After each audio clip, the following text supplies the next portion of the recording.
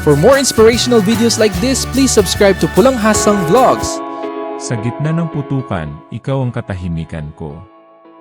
Sa isang bayan na tila hindi na natutulog dahil sa sunod-sunod na krisis, may isang babae na hindi kailanman natitinag, si Teniente Rica, isang mahigpit na sundalo ng army.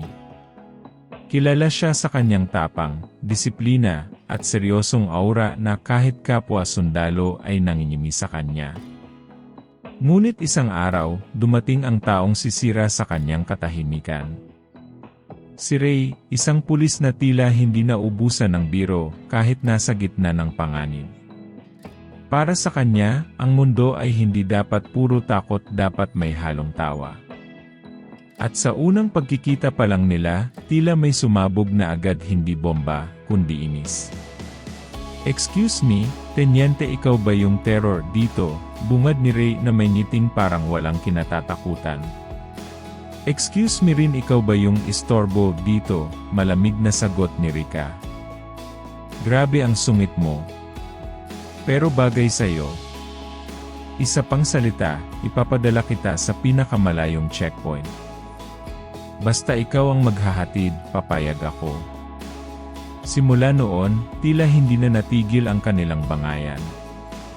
Sa bawat operasyon, sa bawat briefing, at kahit sa simpleng pag-inom ng kape, lagi silang nag-aasaran. Ngunit sa gitna ng kulitan, may unti-unting nagbabago.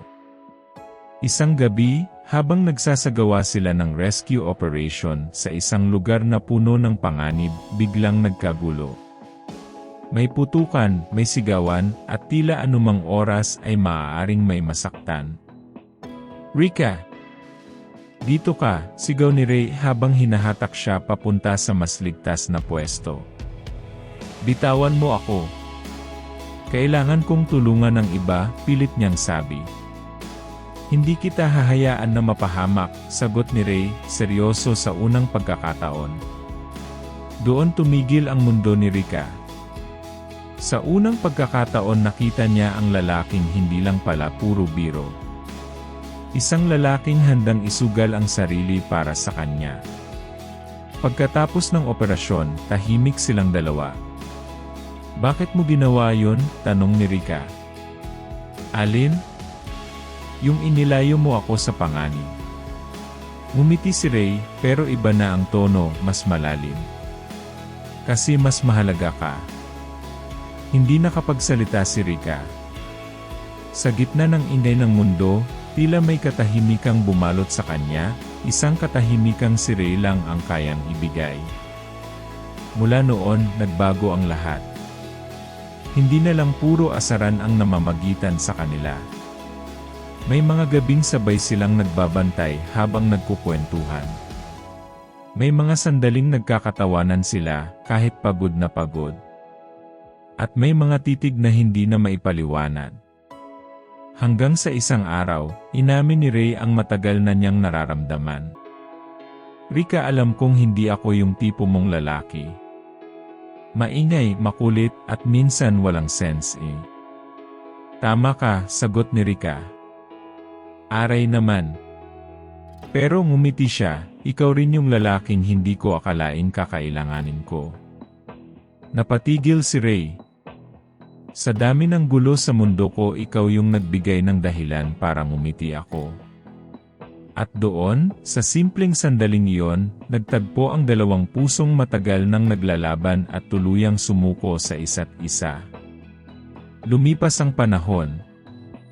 Marami pa rin silang pinagdaan ng panganib, ngunit hindi na sila nag-iisa.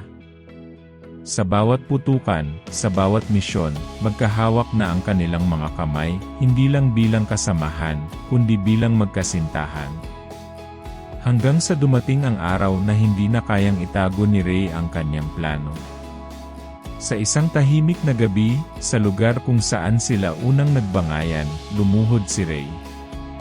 "Teniente Rica, handa ka na bang maging misis ng isang pulis na makulit pero totoong nagmamahal?" Napatawa si Rica habang umiiyak. "Ray, kahit gaano kakakulit, ikaw pa rin yung taong pipiliin ko araw-araw." "Hindi pa yan sagot eh. Na, sabi niya sabay abot ng kamay. Sa araw ng kanilang kasal, walang putukan, walang sigawan, kundi mga ngiti at luha ng saya. Habang naglalakad si Rika patungo kay Ray, suot ang kanyang puting damit, naalala niya ang lahat, ang inis, ang kulitan, ang takot, at ang pagmamahal. Pagdating niya sa altar, bumulong si Ray. Alam mo kung may krisis ulit, handa akong harapin, basta ikaw ang kasama ko. Ngumiti si Rika, pinisil ang kanyang kamay.